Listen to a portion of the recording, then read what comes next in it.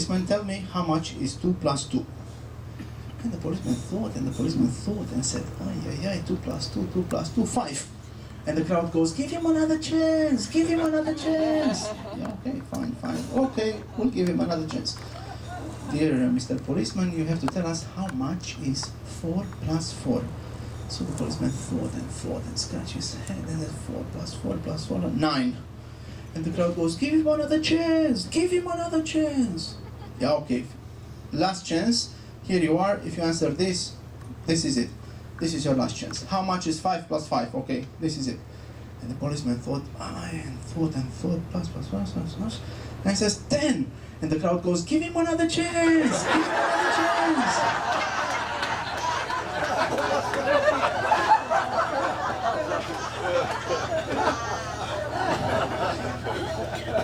Yeah.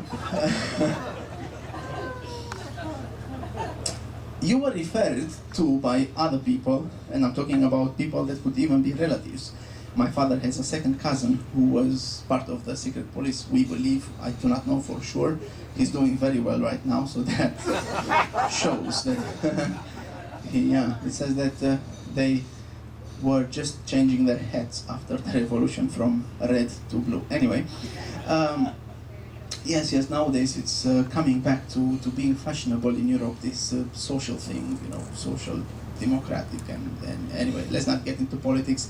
For me, social and democratic combine as easy as you'd combine a diuretic pill and a sleeping pill, but we'll leave this for another day of discussing things. So anyway, it says that back in the days they were referring to you depending on what your title was. If you were part of the system, then they would refer to you differently. And the joke, it is not terribly funny, but still refers to the actual way people were talking to one another. It says that on a crowded bus, there is this guy who's asking the other guy, excuse me, comrade, are you a member of the party? And the guy says, no, I'm not. Okay, is your wife a member of the party? The guy says, no, she's not. No, do you have any relatives who are members of the party? The guy says, no. No? Then step off my shoe, you idiot. You first had to check because you didn't know who you were talking to. This is how it was. Every fifth person could turn you in, right? Now, you see, many things have changed afterwards, after the fall of communism, but many other things remain the same. There is still a bit of nostalgia, because of those times when everything was dictated, when everything was told, and people believed that it was offered free of charge. And now there's still a lot of people who would like to believe in the new way of doing things in democracy. I will, before we get to questions and answers, I would like to conclude by telling you that you will be hearing on this trip about life under communism, because we will be in countries such as Slovakia, which was part of Czechoslovakia, as you know, and Hungary, which were both in communism, and guides sometimes refer to communism. I also want you to know that a big part of our crew grew up in communism as they grew up in countries such as Bulgaria, Serbia, again, Slovakia, Hungary, all of this. And I believe in none of our people that are on board you could see any rememberings of those times. Nobody is sad, nobody is angry, so nothing has been kept. But I would also like to tell you that very few people in this part of the world understand what freedom is indeed. And I had the chance to learn late in my life what freedom is about. And this is the reason why people nowadays don't appreciate it all that much, and you still have nostalgic people.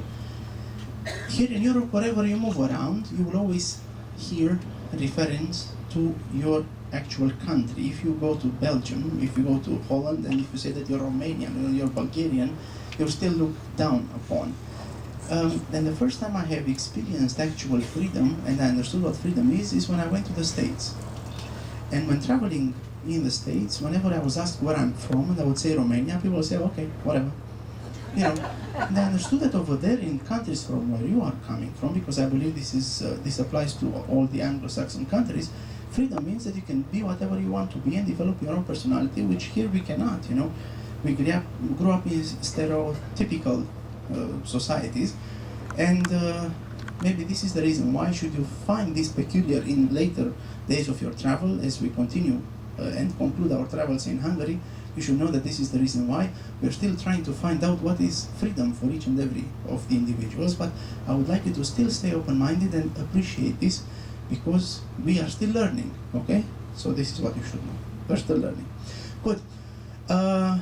Now, questions about life in communism. Do you know of anyone who has lived in communism? Maybe they know me. And for that reason, you do not dare asking questions. Okay? Good. Yes? Question there. You went to the United States. Where did you get your education? You're doing exceedingly well. Thank you very much. This is funny. I tell you, I've started in Romania because, you know, I grew up in Romania, and thank you for the compliment. I have studied in Romania. I've studied sociology. This was my first degree, and the second degree is in tourism, economy of tourism and services. I've studied, however, Russian as my first foreign language because it was mandatory at that time. And we had this Russian teacher, and she was tall and always angry, and she was very Russian, you know. And the revolution came, and we had thousands of Russian language teachers, but they could not just be, you know, fired, right? So my angry Russian language teacher became my angry English language teacher. And she had 5, 6 classes ahead of us, so this is as far as you could ask questions, right? Yeah, she used to beat me in the head with the book, saying that you'll never speak English, you are an idiot. Yeah, maybe the last part she was right, but I do speak English, okay? So that's okay. So yeah, this is, if I would refer to the time of my youth when I was studying in Romania, I can tell you that whoever wanted to study and go beyond the enclosed borders of what they were teaching you, because, for example, history was total BS, was just remodeled after their own principles. You know, we had how to say, we had heroes turned into heroes only because they looked like Ceausescu, or because they were as the same size, or they were stammering as well, or things like that, or because they had a horse that had a name with the horse of Ceausescu head, or things like that, you know. So things were very crazy, but whoever wanted could go beyond. Question? I'm a little curious about your personal life growing up. What city you grew up in, and what age were you when it was communism left Romania, as it were? I grew up in Bucharest, in the capital, and I grew up in a capital that was now being rebuilt, after, you know, according to socialist plans. And I grew up being moved from a house. We lived with our family and grandparents in a house, and then each received an apartment in these blocks of flats, which were the biggest pride of the communists, because we could all live together over there and share basically things. And according to the size of the family, you were given the square footage of the apartment you should be living in, right? So a family of 3, we were living in a 65 square meters, so 650 square feet of an apartment, because this is what we should be happy within, yeah, perimeter. I was 9 years old at the revolution. My parents participated in the revolution, and then they came back home. They shipped me to one of our parents at the countryside, because things were quiet over there, and they stayed and were active in the revolution. My father didn't believe in the revolution because he thought that this change will never happen, but he was still there to try. He has learned from Voice of America about the revolution that happened in other cities of Romania, and he said, okay, let's give it a try. But he never believed in it until it actually happened, and then he didn't know what to do with it. Yeah, but, well, he found out that, okay, everything I was told doesn't exist anymore, so where will I go now? Yeah, but he still participated with all the others who thousands and thousands revolted against this socialist regime. Question?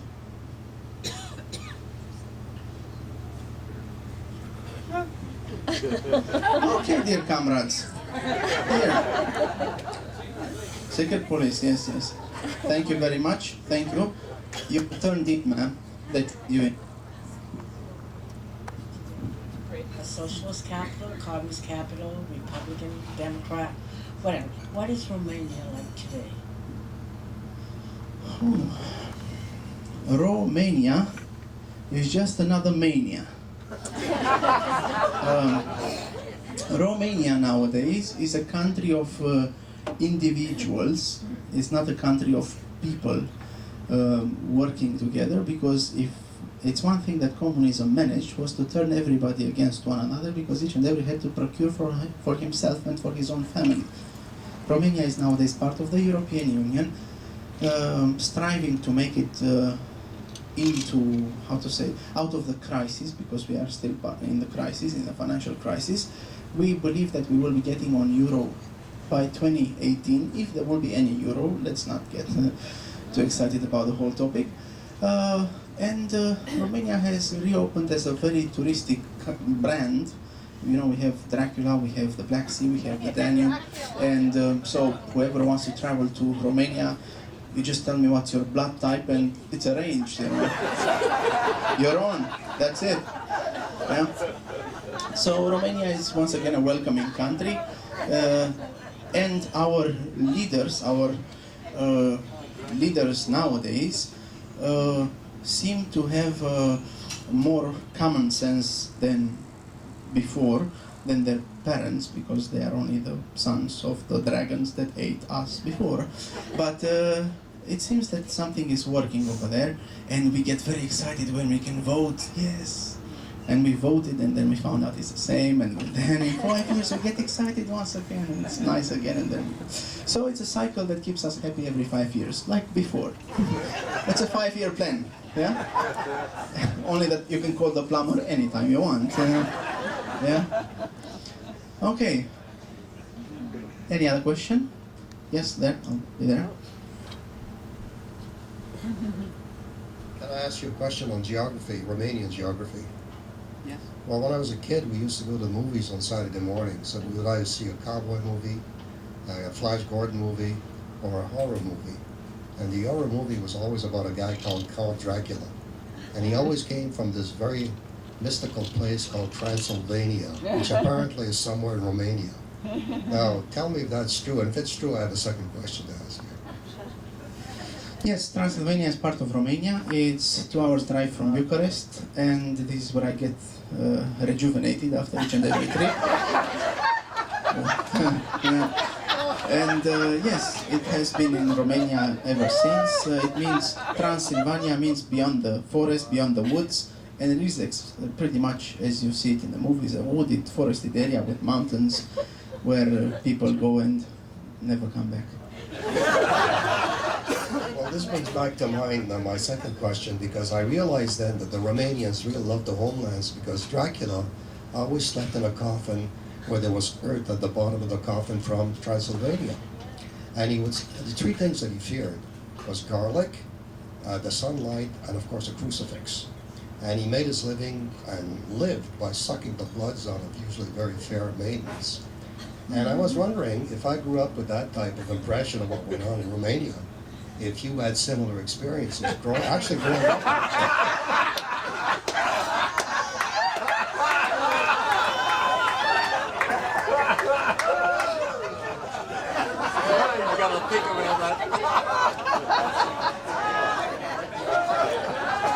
Yeah, okay now. You got me. Well, yes, I did have similar experiences as a Romanian, provided that I did grow up in dirt. But I lived a bloody good life. And yeah, I ended up with a maiden. So I guess, in a way, yes, we do live this vampiric life. Nevertheless, you should know that Romanians do actually believe in vampires. We don't call them so, we call them moroi or strigoi, and These are people, as we believe, that are people who are coming back to haunt you should they have had unfinished things. Okay? Such as, for example, when I will tell you at the end of the trip that you have to fill in a questionnaire. If you don't, then then you have to live with the marks on your neck. Yeah? Are your parents alive? Okay. Could you tell me what life is like for them? And I have one other question. Are you a good gymnast?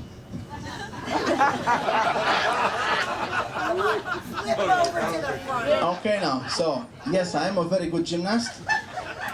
However, I'm in the field of running away from responsibilities. Yeah?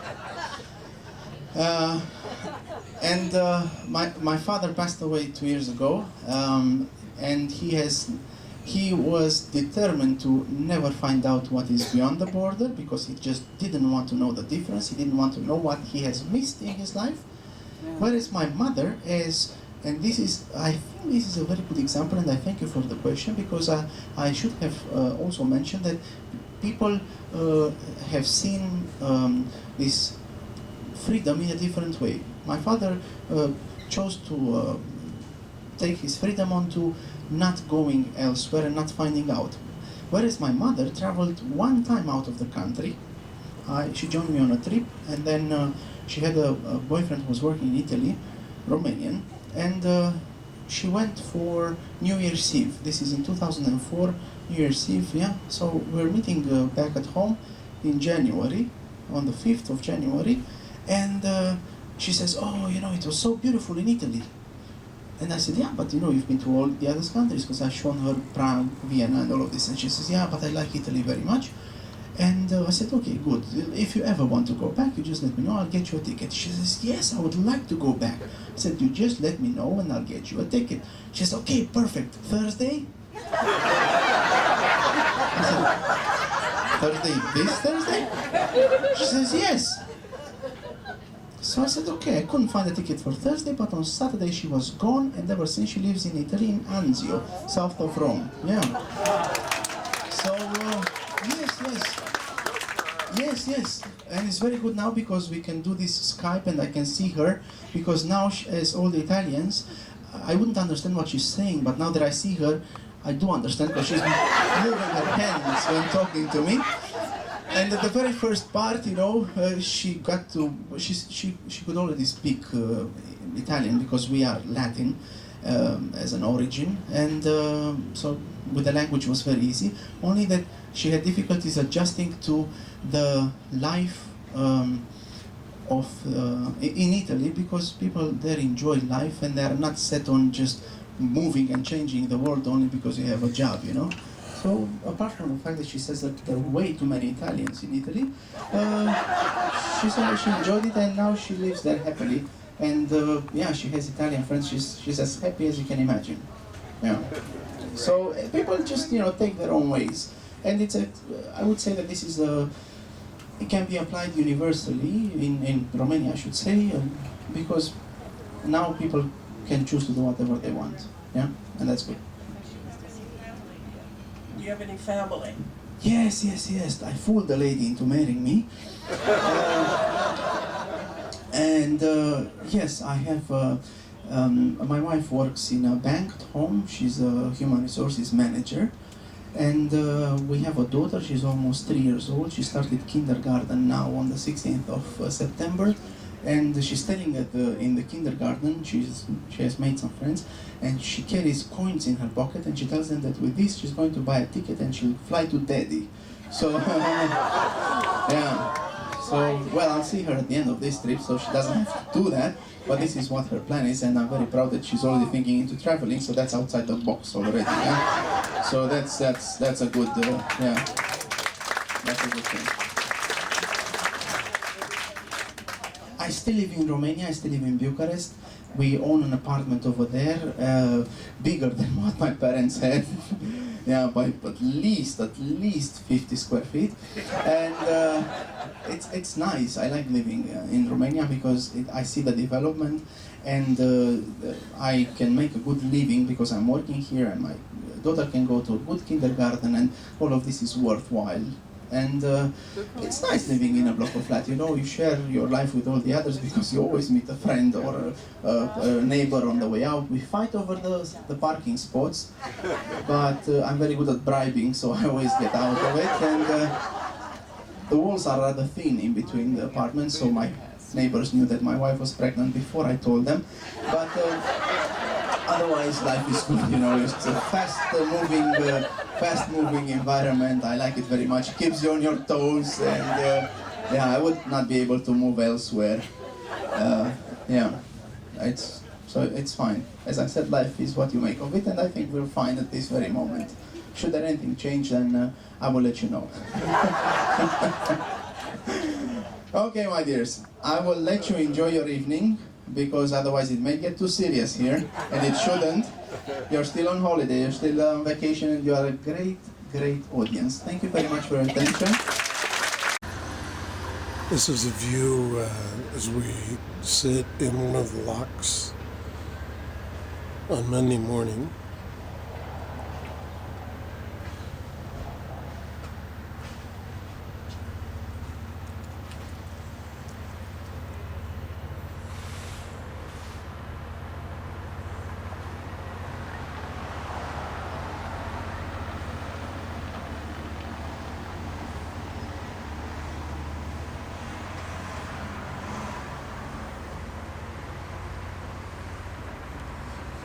Sun shining, and actually it's pretty warm sitting out in the sun today, but it's great for a change.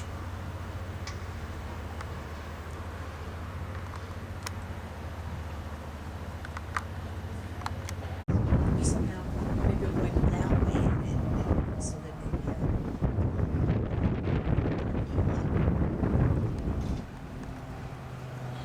It's very interesting.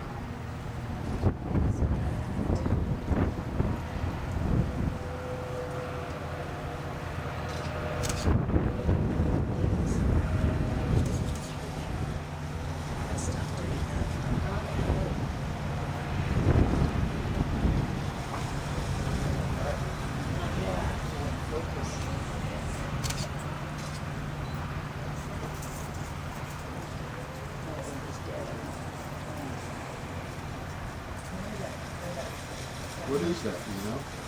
looks like the Parthenon, Yeah. but it isn't. It's not even close. It's in better shape.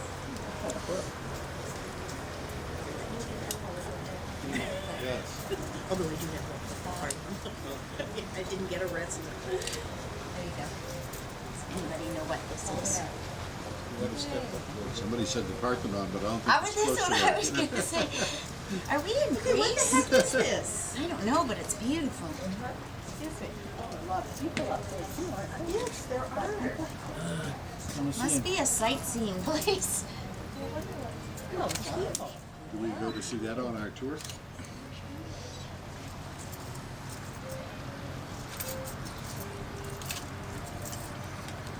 What is it?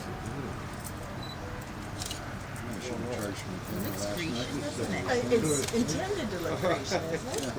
Yeah, I imagine. Probably that now, but I have no idea what it is. Maybe it's to Herod Hitler. Wow.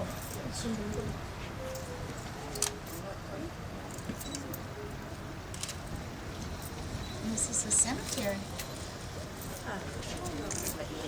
No, I doubt it.